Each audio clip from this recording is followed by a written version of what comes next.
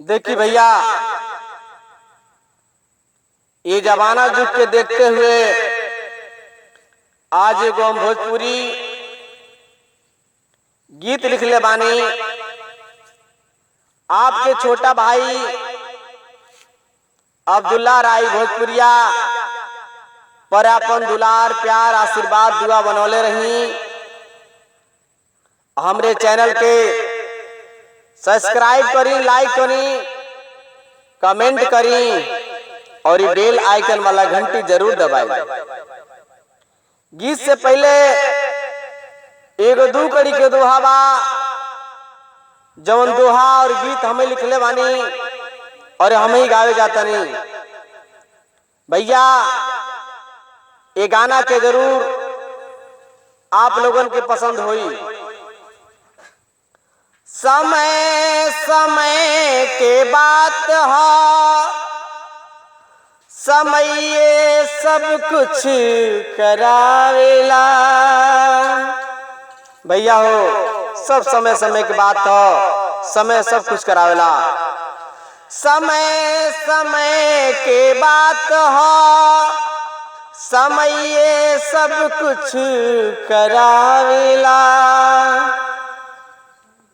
केहू काम करे निमनो त केहू बौरो करेला। जेकरा जैसन समझ में आएला। गीत बा, चढ़ली जवानी निकार, चढ़ली जवानी निकार, बाड़ी परसान गोरी एगो हइये बाड़ी। चलली ओढ़ानी अवतार गोरी एगो हइये बाड़ी। चलली ओढ़ानी अवतार गोरी एगो हइये बाड़ी। चढ़ली जवानी निकार, चढ़ली जवानी निकार, बाड़ी परसान गोरी एगो हइये बाड़ी। चलली ओढ़ानी अवतार गोरी एगो हइये बाड़ी।